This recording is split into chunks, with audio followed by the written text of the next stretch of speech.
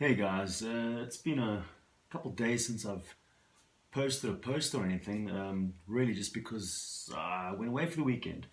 Thought I'd give my wife a little bit more attention than I do my work.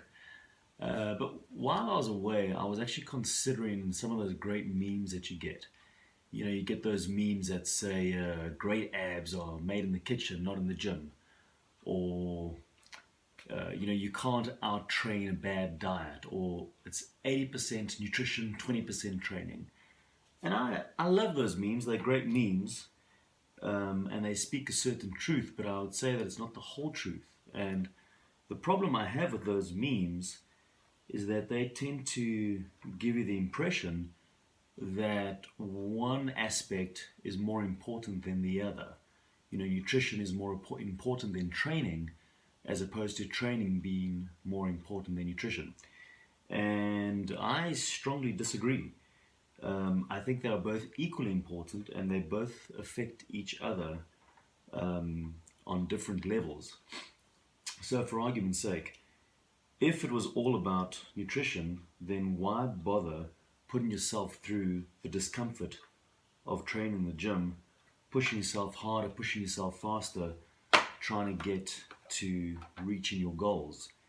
If it was just about nutrition, then let's just eat right, right? But it's not that simple. See, training has many effects on our body, number one, but also on how we assimilate our nutrition and our requirements of nutrition. So if we think about it just from a basic metabolism point of view, the more you train, the higher your energy requirements. Your total daily energy expenditure is much higher, and therefore you would require more food. But beyond that, training actually changes the way we actually metabolize our nutrients. So, for argument's sake, someone who's not training, who's not active, would require a lot less energy than someone who is active. Everybody knows that.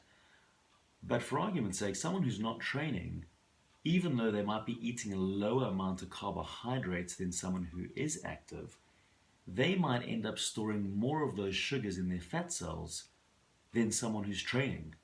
Because training in itself increases your capacity to store glycogen within your muscle cells.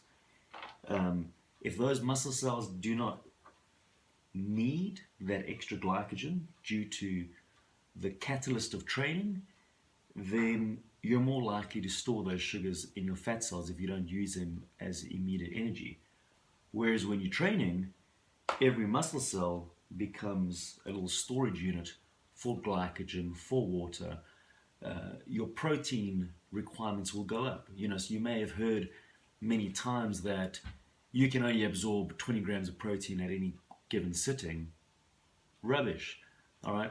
If you have more muscle mass, if you're training really intensely, maybe doing longer workouts, your amino acid requirements would be higher.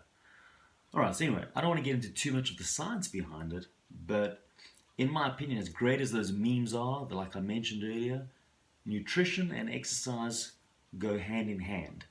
They both work together to give you the best results.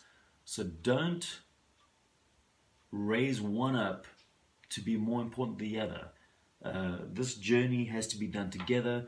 Your nutrition, your exercise goes hand in hand, and that's how you get the best results.